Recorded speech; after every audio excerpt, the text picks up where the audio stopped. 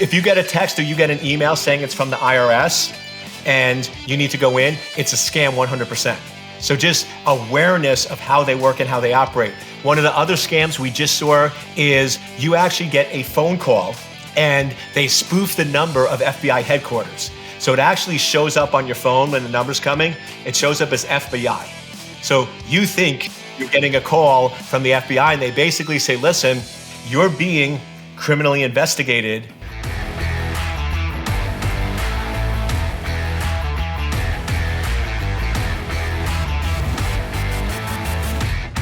Eric, thanks for joining me on the podcast today. Glad to have you. Thanks for having me. You bet. It's interesting. I don't know that I've ever had this conversation about specifically cybersecurity, but our motto, specifically as it relates to men, is to protect, provide, and preside. And I think a huge part of that is protecting ourselves and our families from the threats that come in the digital realm, which I believe will probably become more prevalent as we move forward than it's ever been in the history of mankind. Yeah, no, you were spot on. It's crazy because what we do to protect our kids in the physical world, we are doing the complete opposite in cyberspace. I mean, I'll give you a quick example.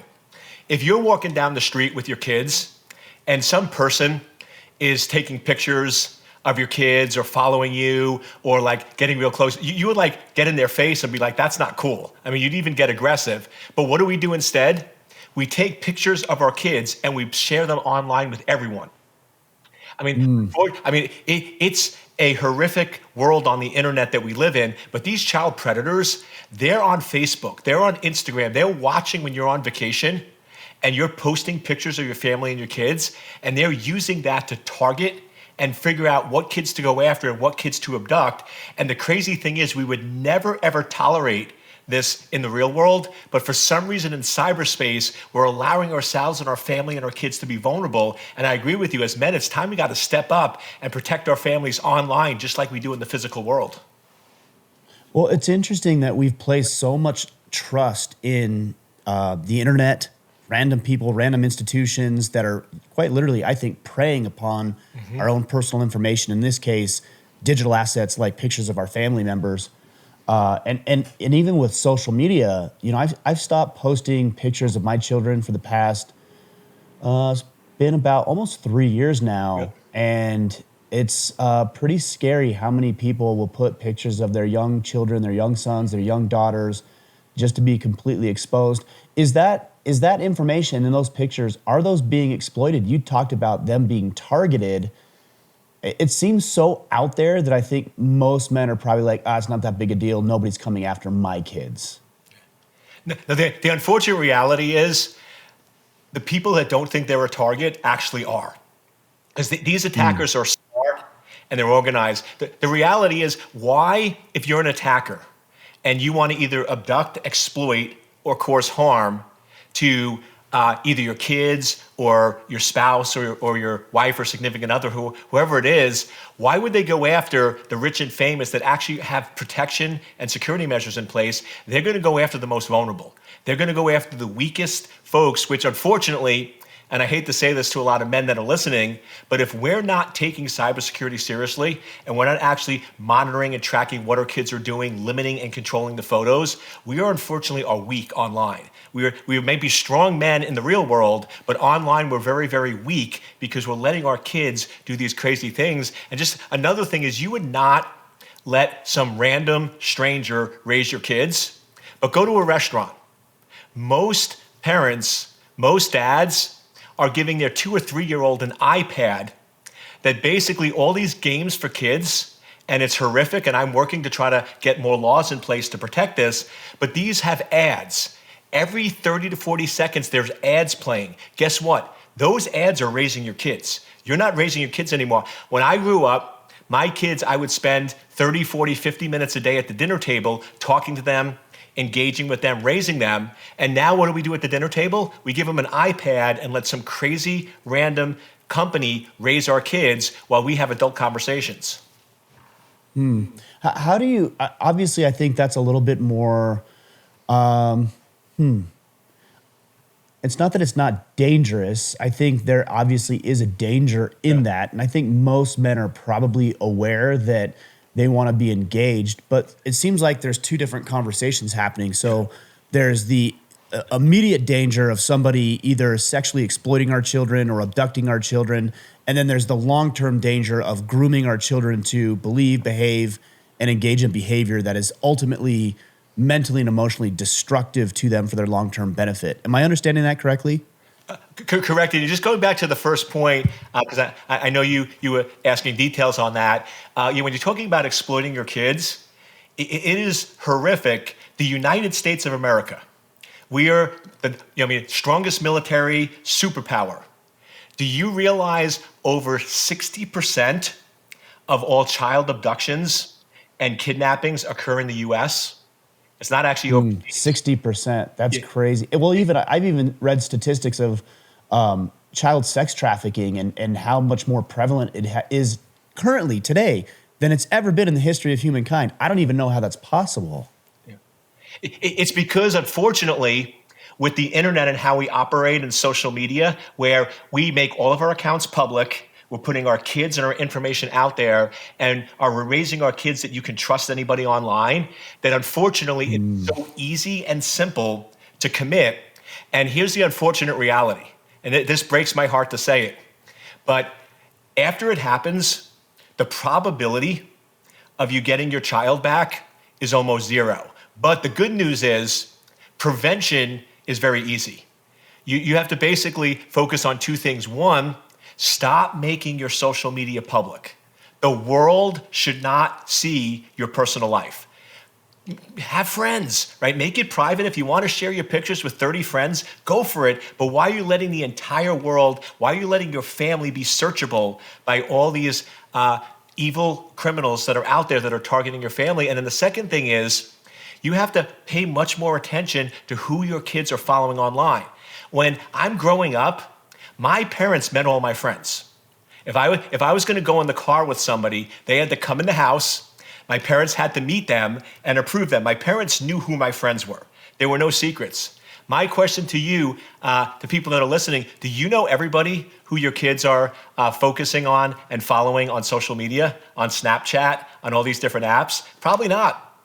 I sat down, my kids are older, but I sat down with my daughter and I just asked her, I'm like, how many people do you communicate with on a weekly basis on Snapchat? She said about 85. And I'm a cyber expert and I sat there and I could name 7 of them. That means there's probably 75 people that I don't know who they are. And here's the crazy part, with AI and all these things out there, you don't know who your kids are following. They think it's another 19-year-old that has similar interest, but it could be some creep that's 40 or 50 years old that are targeting, monitoring, and tracking them. And they are very suspicious and sneaky on how they do this. They basically go in, they'll spend about 3-4 months to build up this rapport. And then the thing you have to watch out for as a man is if they're trying to meet up with them. So if your kids ever say, oh, I'm meeting somebody I met online, or I'm going to go have coffee, or oh, they said they're going to be at the game, I want to say hi to them, every red flag should go up. You should start seeing red, and you need to stop and cut that down, because the reality is if it's a real kid on there, they're never going to really want to meet up with it. It's these child predators that want to meet up, exploit, and examine. So you need to really track and monitor. If your kids are ever building a close relationship and giving out addresses, or these people want to meet up with them, you got to be super engaged and shut that down. Yeah, I saw a video several months ago of a grown man who showed up at a woman's house, and she had her daughter, and I think the daughter was playing on the trampoline or something, if I remember correctly, and he just showed up at the house as if everything was just okay and comfortable. Fortunately, the mom saw him pull up and questioned him, and he drove off. It seems strange, though. I mean, social media is wild. It's got this crazy algorithm that can pinpoint and dial in your exact preferences. I don't know if phones are listening to you. I'd actually want to ask you that question. It seems like they are. Yep. There's a lot of hearsay. There's a lot of questions about that. But I'll tell you what, I could have a conversation about some random thought about going to Disneyland in the summer, and all of a sudden I get a bunch of ads for Disneyland. So it's hard to believe that it's not listening. But it's so sophisticated, and it can create a very customized feed for you. But why can't social media apps seem to tamp some of this down and stomp a lot of this stuff out with fake accounts and predators and these sorts of things? So the short answer is they could, but the problem is right now is the unfortunate reality, these are commercial organizations. They want to make money. And if they shut down those features, it would impact their finances. And because the public is ill-informed and we're not putting pressure on them or our lawmakers, we're allowing them to do that. So they could do it, but they're not because of the money and the billions and billions of dollars they're getting from sales. So this is where we need to sort of start stepping up, take matters into our own hands, and sort of start shutting it down. The good news is you can go in to most of these social media apps and turn on high levels of security. The good news is the security measures are there. You can go into your kid's Snapchat or your kid's Instagram and turn on security where unless it's verified individuals, unless it's somebody who's had an account for more than 2 years, your kids won't be able to interact or follow them. So it'll restrict who they can interact with. So those features are out there, but we have to turn them on by default. They're not turned on automatically. And that's one of the things I'm pushing is that there should be laws that any social media platform that allows kids to operate, which is every one of them, needs to have security turned on and need to have alerts and mechanisms to protect parents. I mean, it wouldn't be hard to do, but how good would it be if in social media, if you're under 18 and all of a sudden somebody is following your kids that is a suspicious person, you get an alert as a parent on your account and you get notified so you can then go in and take action to help them.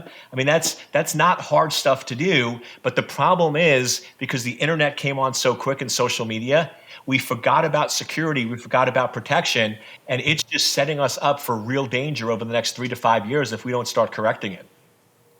What would make, let's say that feature was available for parents, the suspicious person feature, what would social media be looking for that would make that individual or that account, I should say, a suspicious account? So a couple of things. One is if it's a new account that doesn't have a lot of followers, because these stalkers and people that are abducting our kids, they essentially are bouncing around accounts because we're finding out who they are and we are trying to shut them down. So usually if an account is fairly new, they don't have a lot of followers, and you can go in and look at their pictures. I mean, AI, it's a little harder, but you can And it will be continually more difficult. It's more difficult now, but you can sort of tell what's auto-generated and what's not. Like you can see a picture that sort of has been fake or doctored or things along those lines. So it's really just going in and just observing, analyzing it. And the issue is it just takes time. And we're all so busy, but there's ways you can do that. I mean, we can go in and look at a picture and run it through an algorithm and tell if it's AI generated. So the social media platforms, they can go in and just do simple checks. Any account that has less than 50 followers, any account that's within 6 months, any account where the images look AI generated, they could also very quickly go in and look at an image and see if it's posted elsewhere. Because what a lot of these evil criminals do is they're going to go and find photos of other kids and they're going to pose as them online. So, I mean, these social media engines, they have everything indexed. So them searching and saying, is this an original picture or one that existed before? I mean, there's just easy things they can put in place. But like, once again, the awareness is not there and we don't put enough pressure on them to do it. Yeah, I mean, I can't tell you, every single week I get a message from a bunch of people who tell me, hey, here's a cloned account of your actual account. So I know this is happening, and it's not a concern for me. It bothers me, of course, but it's not a concern for my own safety. But when it comes to our kids, it definitely would. I do think that you hit on something. It takes time. And unfortunately, the reality is that we are pressed for time. We outsource raising our children to the TV, and in my generation, our generation, to social media. mean, I've got 4 kids. My oldest is the only one who has access to social media. My 3 youngest kids from 14 down do not have access to social media. It's not Good on available on you. their Good on you. phones. Yep. Yeah, it's crucial. No, they don't have smartphones. There's no iPhones. That's not how it goes here. And even my oldest has access to social media, but it's on my phone's over there on the counter. It's on my phone and on his mom's phone. So if he wants to get onto Instagram, for example, he can do it, but he has to access it through my phone or through her phone. And that's the only way we allow that to happen as a 17-year-old kid. Yeah, Ryan. I wish everyone followed your model. I mean, it's what you're doing is very common sense, very straightforward. But I will tell you, I mean, with friends and family members and going around, just look at restaurants. How many 7, 8, 9-year-olds have smartphones, have iPads? The parents aren't following it. So yeah, I mean, it's a simplicity model. The kids don't need this tech. We've sort of got into this where we treat smartphones and social media like we do oxygen. You need it to survive. And the reality is you don't, and our kids don't. And if you don't believe me, and I give this challenge to everyone listening, go in and take your child, however old they are, take their smartphone. If they have a smartphone, take it away from them for 3 days. And it was like you committed the worst crime on the century. Oh, man. We're worried about drugs.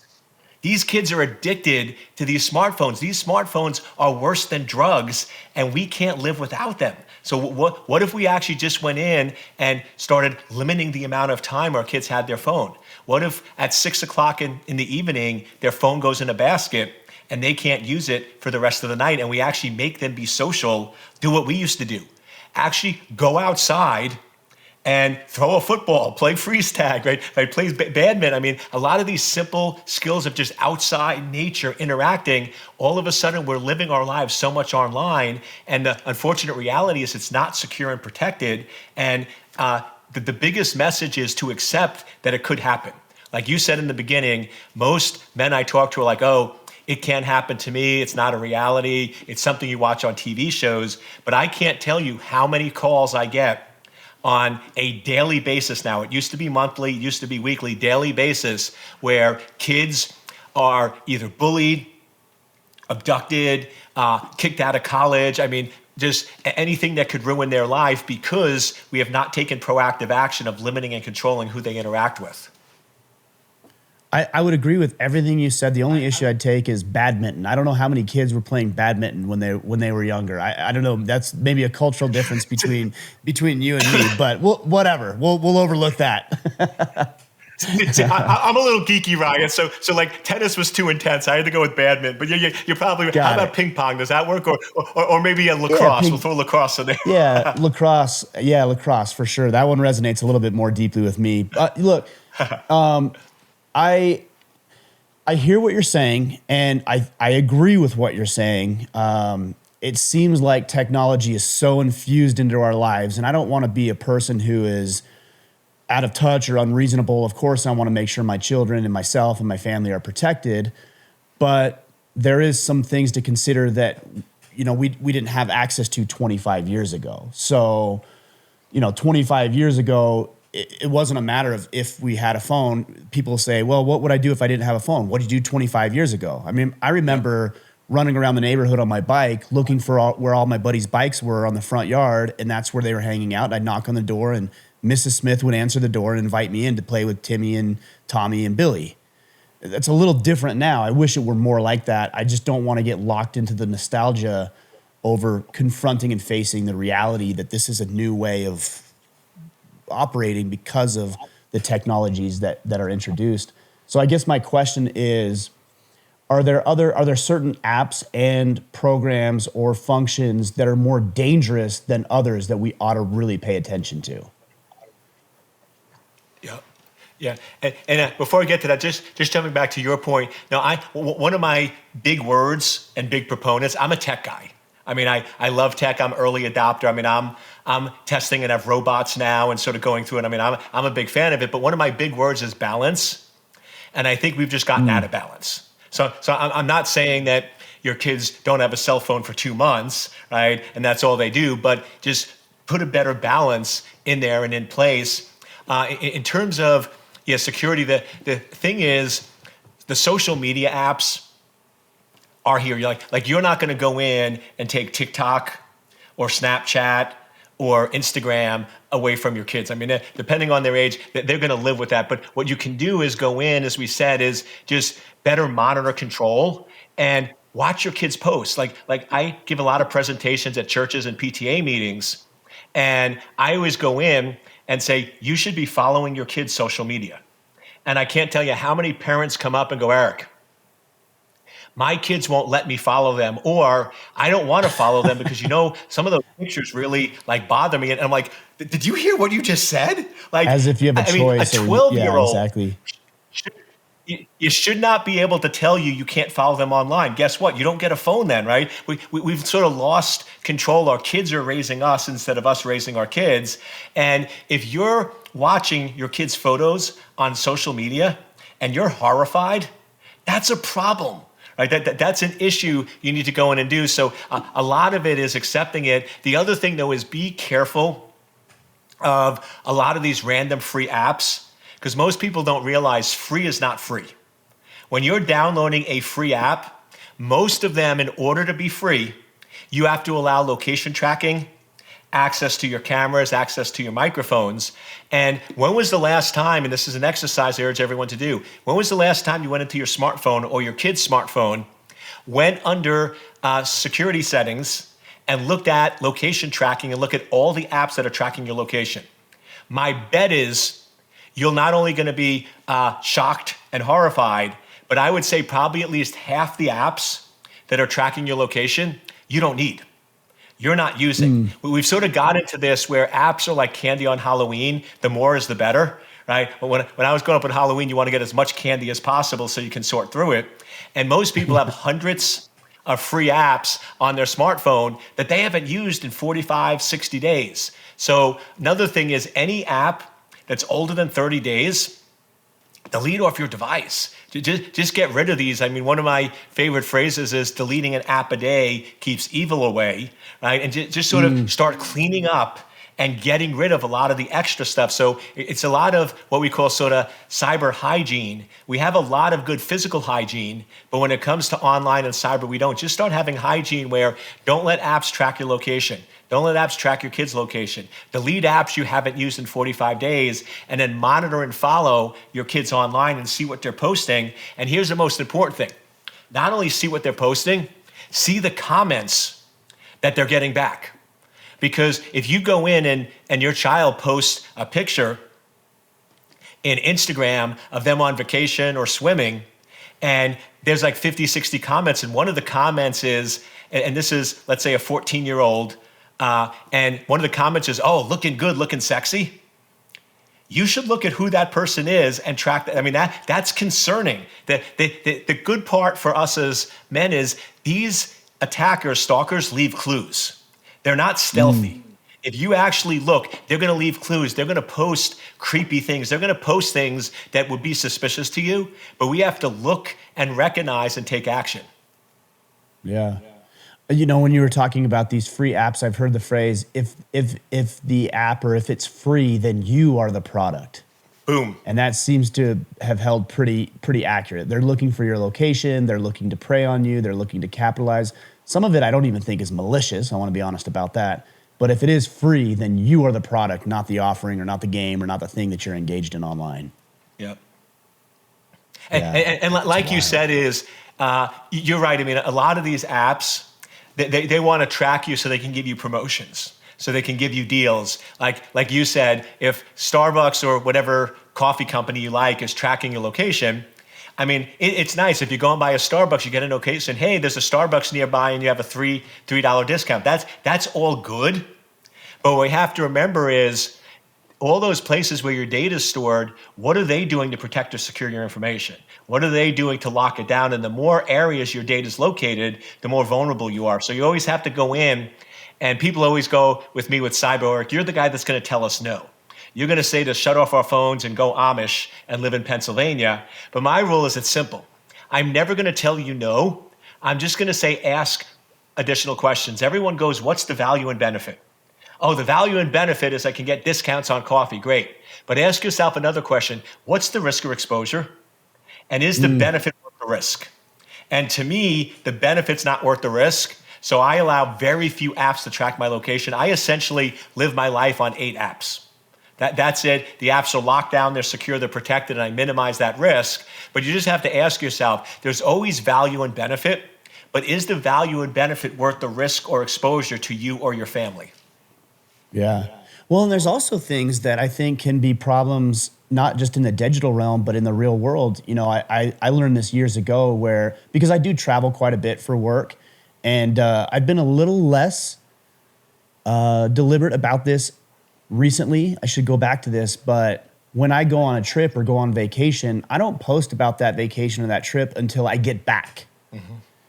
Now, I haven't followed that recently. I should go back to that. But it seems like not only are you opening and subjecting yourself to dangers in the digital realm, but now we're talking about subjecting yourself in the physical realm. Because if I'm on vacation in Hawaii, for example, and I've got all of my family there and I'm posting in real time on my phone, then every bad actor knows Ryan's not at home. We'll just go ahead and go to his place, take whatever we want, break into his place, do what we need to do, and be on with it without having to worry about him being around. Exactly. What a lot of people don't realize, and you could check this, is most of us, like you said, before you go on vacation, have posted a picture at your house, right? It might have been of your dog or the kids playing out back or something.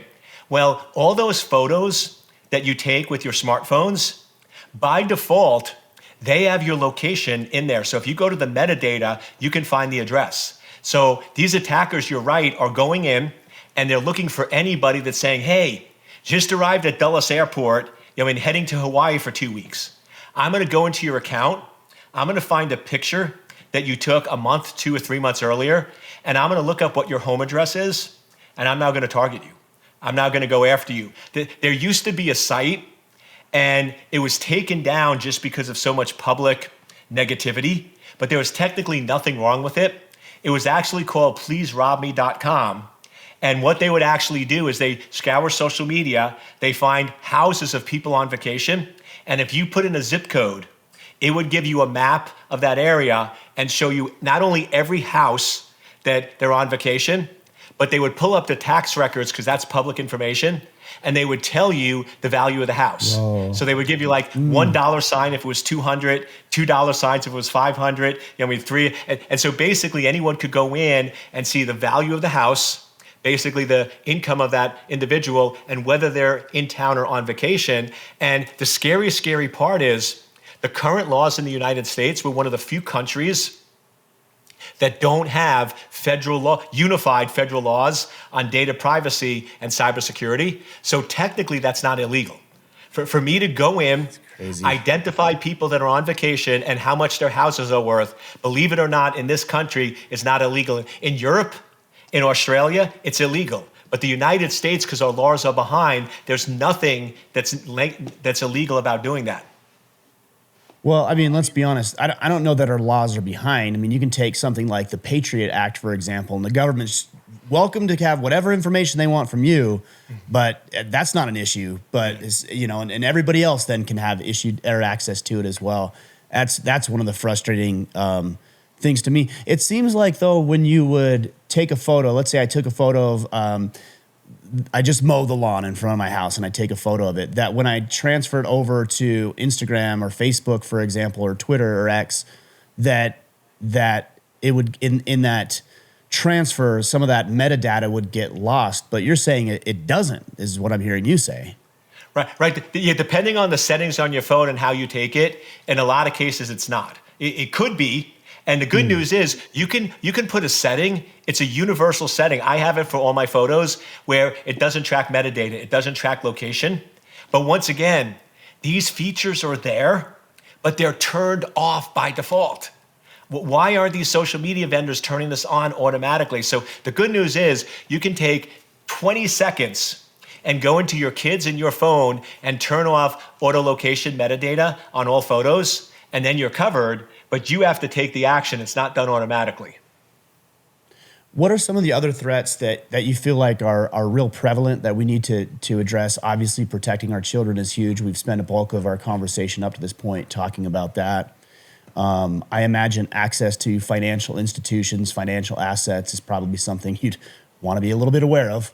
Are there other threats that we need to pay attention to? Because my fear is that we could talk about all this stuff until we're blue in the face, and this is what you do for work, and not to diminish or downplay or downgrade what you do for work, but a lot of people just can't focus on all of the threats all the time in any given minute of every single day.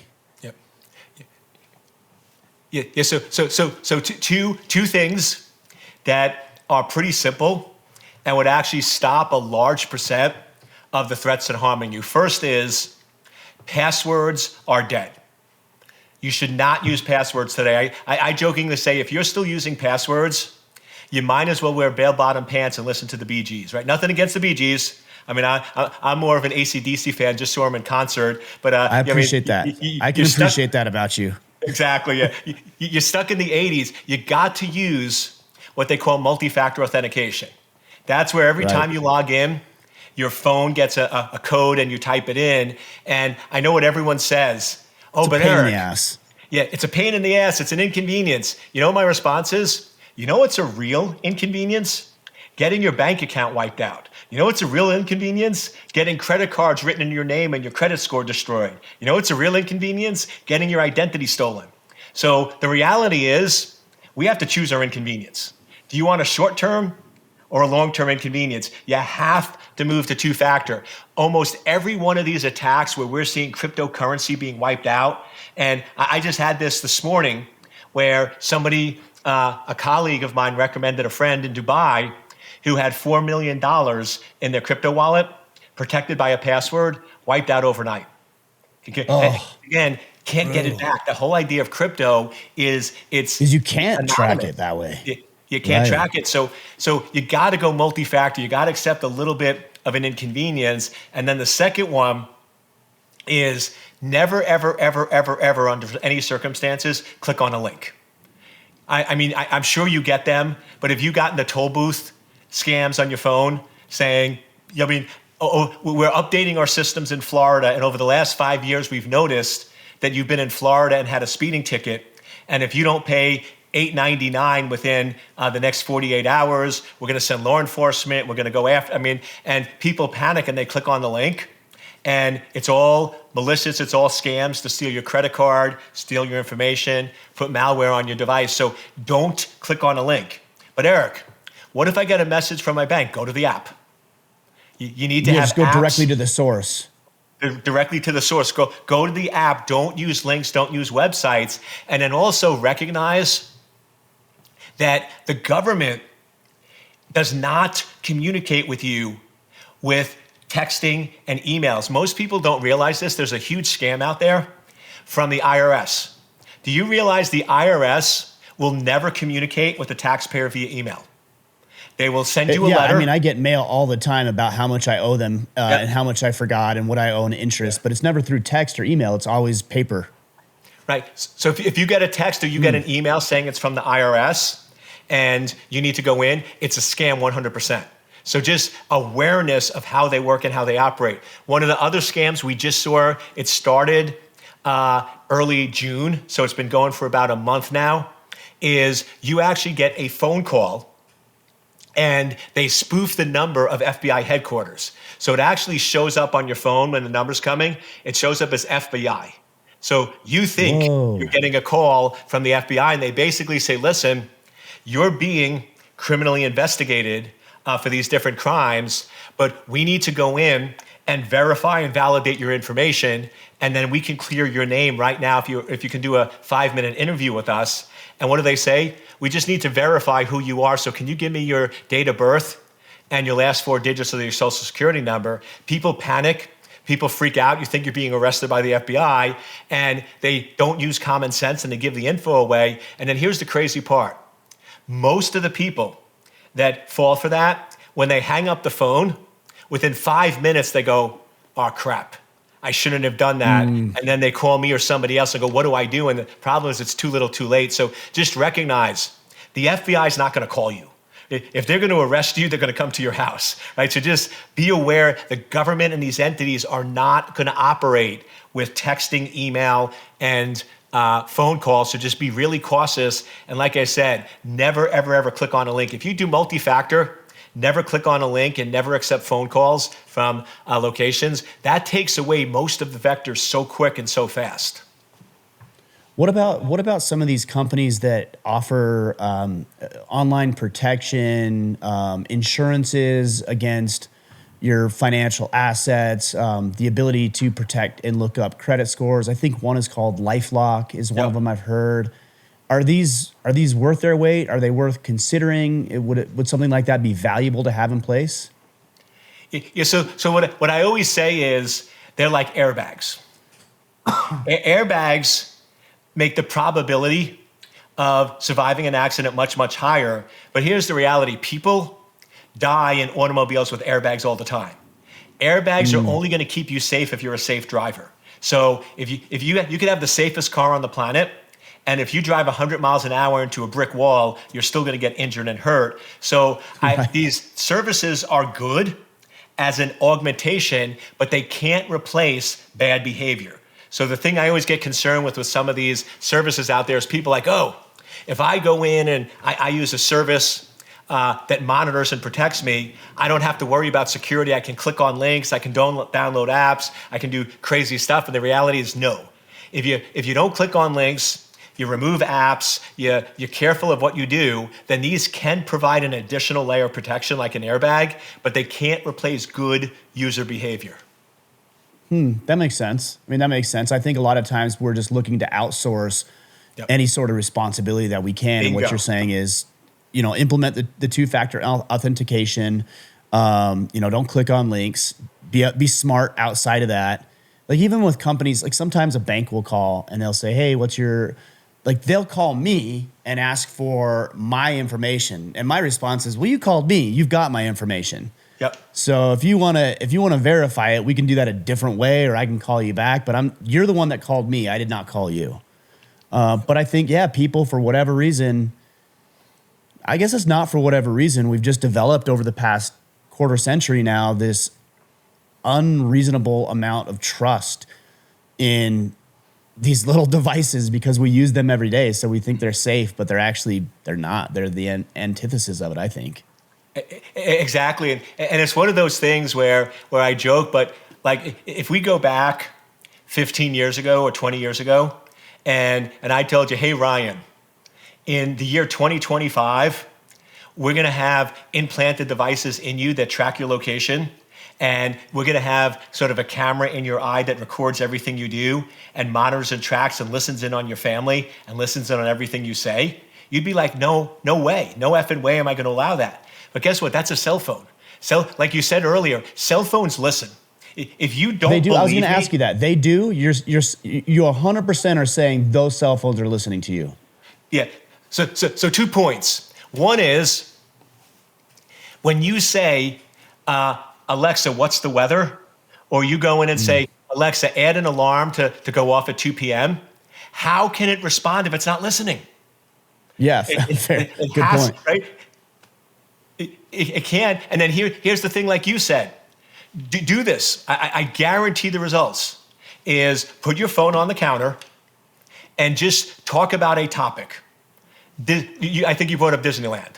So talk about, hey, Disney, I really want to take the kids to Disney. I'd really love to go to Disney, and just make it interesting.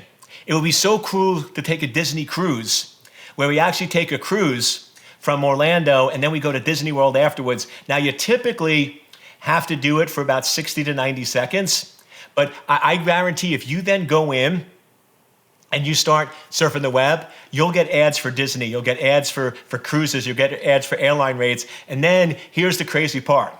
Go into Google and type the word W. And you type the word W, and you know how it starts to autofill for you? Pre-populate, sure.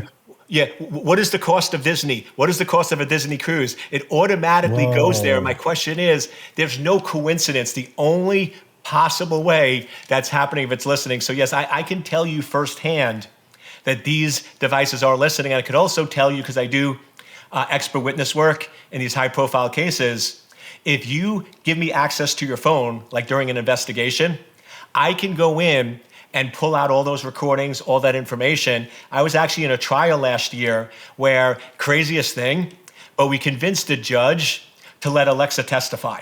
I was actually able to pull the records from their phone of Alexa that had all the recordings and all the tracking of what happened and basically showed what occurred and what crime committed. And the judge actually allowed us to play that in court and use that as evidence. So it's a crazy world where your phone could be your greatest ally, your greatest enemy, and it's recording and tracking everything you're doing. So if you want to have private conversations, technology should not be around you, is what you're saying.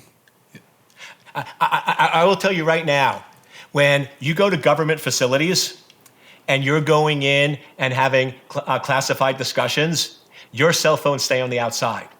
I will also tell you, I work with big companies on acquisitions and mergers, and they essentially have rules that when you're going into the corporate conference room, the cell phones go outside in what we call a Faraday box, which basically stops and accesses any electronic communication. So executives in the government understand this, and they don't allow phones in those locations, but we, for some reason, do that. So if you want to have sensitive conversations or anything that's concerning, don't have your cell phone nearby. Yeah, I mean, I had the opportunity and privilege to be able to go to Andrews Air Force Base years ago and actually go tour and see Air Force One. And that was, was exactly what you're saying. They not only did they say, hand us your phone, so we handed our phones, they checked to make sure that our phones and our devices were not near us. And part of that was obviously taking pictures, but I imagine there's a lot of conversations that are taking place that should not be privy to anybody else or any other tech company that could otherwise have access to that information. Exactly. That is wild. Yeah, it's pretty crazy to think about that. I think we've all kind of inherently maybe understood or thought that was the case, but to actually know that's the case. What you were doing some work for the CIA, and I don't know if you still do work for the CIA, but it seems like based on what I read and understood, part of your role was to act as one of these bad actors and basically hack your way into some of these databases and really try to break things digitally, if maybe there's a better way to say that, but that's what it seems like to me. Yeah. We called it professional hacking. So I was a professional hacker of the CIA, and the interesting thing about it is, it was in the 90s. So it was from 1991 to 1996, and to put this in perspective, that's early. It's early. To put it in perspective, the World Wide Web was not invented until 92.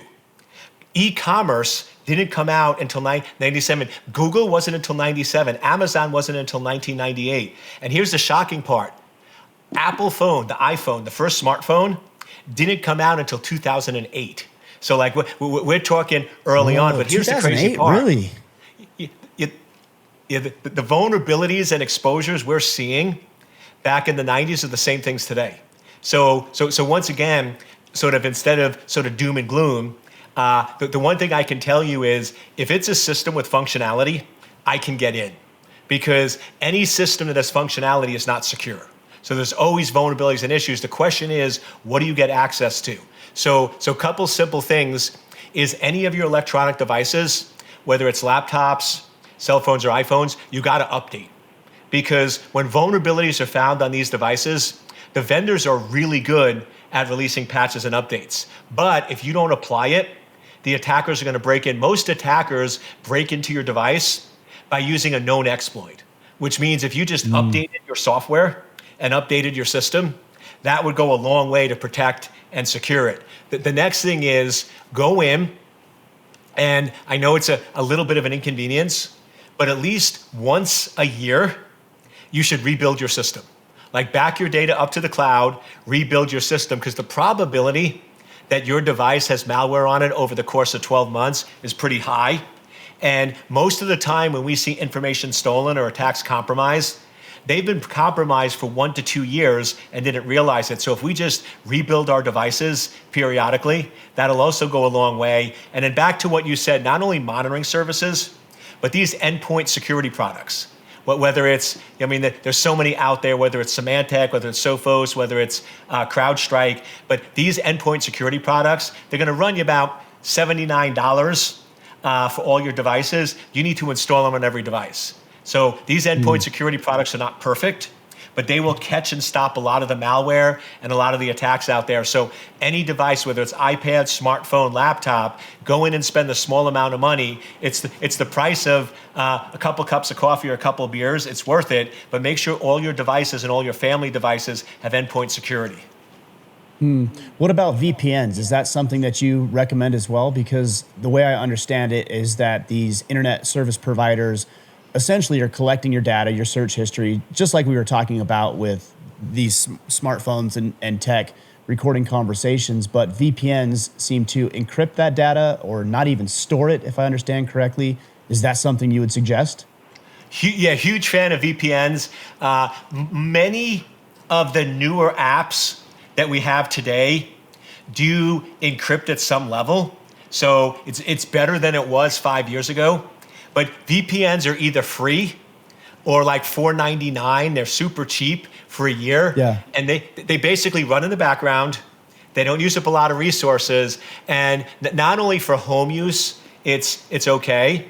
But the bigger issue is people don't realize airports, coffee shops, hotels, that public Wi-Fi is wide open. They're monitoring, tracking, they're seeing what you do. So if you travel at all and use any public Wi-Fi, you got to download a VPN and just run it on your device.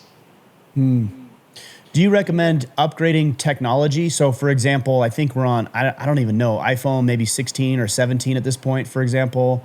My iPhone is, I think it's maybe a 13 or 4. I don't even know what it is, but I've had mine for 2 or 3 years. So I'm sure it's outdated by 2 or 3 iterations at this point. Is that something that consumers should look at as well? I mean, obviously, look, I tend to believe that I don't need a new phone because it's just extra money, extra cost. There's not many new features in with that, but is that something you'd recommend? I do, with one caveat, and it's the rule that I follow. It's a 12-month rule. I never use new tech. Now, don't get me wrong. I test out the tech. So a lot of these companies, I'm doing beta testing. Like, so for some of the new smartphones and new iPads, I actually get them before they're publicly released and do security checking, pen testing, and help these companies protect and secure it.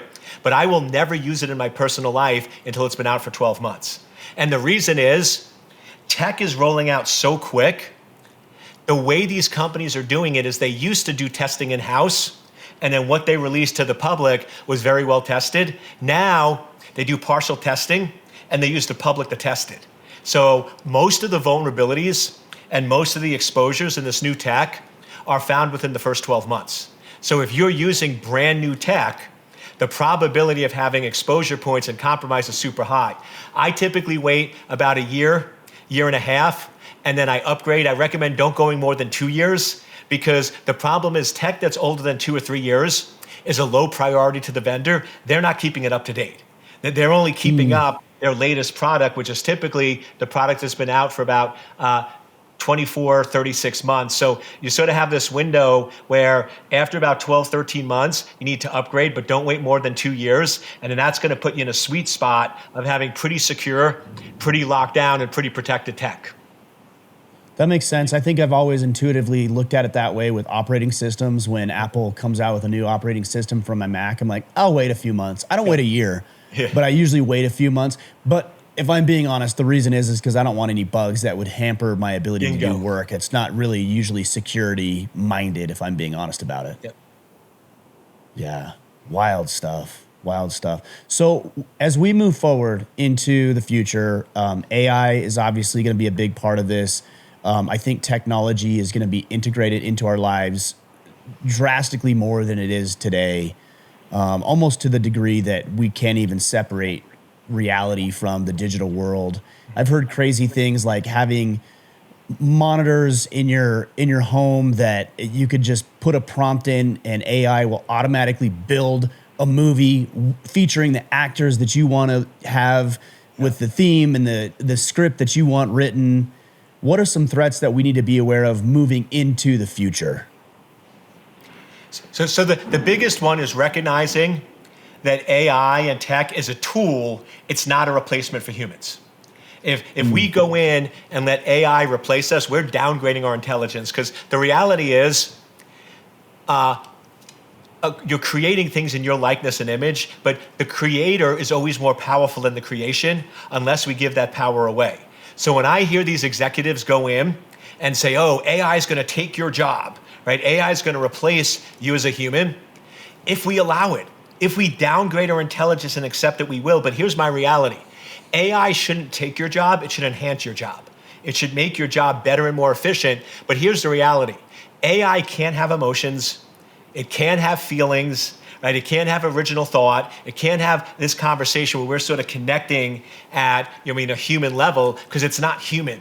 So if we go in and allow ourselves to talk to AI in replace of a human, it could actually take over our lives and make us irrelevant. But if we don't accept that and say, hey, I'm going to use AI as a tool, but not as a replacement, then we're actually going to be okay with that. And you're right, the stuff that AI can do, it shocked me, because I sort of knew about it, but I don't play that much in that space, is these self-driving cars. My son recently got a Tesla, and I will tell you, Ryan, it was terrifying. He picked me up in Virginia. We drove to Philadelphia, and it auto drove us the whole way. It changed lanes and modified lanes. So it's one of those where that's an example where me and my son could have meaningful conversation, because he was watching the road, but it took care of most of the normal safety features. So to me, that's a tool that helps us. But now if I go in and I use that self-driving car to drive me in without my son, because I don't need him anymore to drive me, then that all of a sudden replaces humans and puts us in a dangerous spot. So we just need to recognize it's a tool. We can't allow it to replace human interaction. Yeah. That is interesting, because I thought on the road, when I'm on the road, is, I might need to make a phone call or send a text or a message. I'm like, man, I just wish this car could drive itself so I could sit in the back seat and do my work. Yeah. But I think it's going to be a hard sell as these things come more and more online to keep ourselves from further isolation. I mean, we already have it. I've heard, things like we're the most connected that we've ever been across the globe, but we can't connect with somebody across the dinner table. And that's a real worry that I have with new technology, even though I use it every day and it's wonderful. And it's part of the reason that you and I can have a conversation like this that we would not have been able to have 25, 30 years ago. Yep. Interesting. Well, Eric, this has been fascinating. I know there's a lot more to delve into, and you've got a lot of information. You've been in the game for decades at this point. Where do the guys go to connect with you, to learn more about what you're doing? My biggest concern is that there's so much information and so much to be aware of that people tend to, when confronted with too much information, tend to not do anything. And that's one of my biggest concerns for myself and for other people too. Yeah. No, and that's my whole philosophy is, I'm a tech guy, and it's one of those, I could sit there and give thousands of things, but it's all about small bite-sized things. Like focus on, for the next 2 weeks, switching all your accounts from passwords to MFA. Then, just as a daily practice, delete one app. Then go in and don't click on any links. So it's small steps. And what I tell everyone is, you'll spend 3 hours a night, and I have nothing against it, watching Netflix and binge watching, but you won't spend 10 minutes a night focusing on protecting you and your kids. So I'm not saying you need to go in and get a master's degree or spend 20 hours, but what if you just spent 15 minutes a day? Watch one less episode on Netflix and spend 15, 20 minutes on just checking with your kids, checking their phones, checking your devices. It's small little steps that make the big difference. And I know a lot of folks, when they come on different podcasts, they love selling or pushing things. The thing I ask is, I'm on a mission to secure cyberspace. I just want you to follow me and share the message with other people. So DrEriccole, Dr. Eric Cole. I'm on Instagram, I'm on YouTube. I have podcasts. I give a lot of free tools, free videos. I'm basically here to help secure cyberspace. So just follow me and start implementing these practices. Share it with other folks. If you want to read more, I have it behind me. My book, Cyber Crisis. How to protect yourself in a digital world, has a lot of these tips and tricks. It's an easy read, about 2 hours, so you can do that. And then if for some reason I can help you on a business front, If you go to secure-anchor.com, that's my company website. I'd love to hear from you and engage with you. Awesome. Well, we'll sync it all up. I think this is an important topic, and I think it's one that's going to become more and more relevant as we delve deeper and deeper into the world of technology, which again is wonderful. And it sounds like you geek out on this stuff, and I like it too. Probably not to the degree that you do, but we need guys like you who are on the forefront of understanding what is there, what is possible, and what the dangers are. So thanks for joining me today. Thanks for having me, my friend. It was truly a pleasure.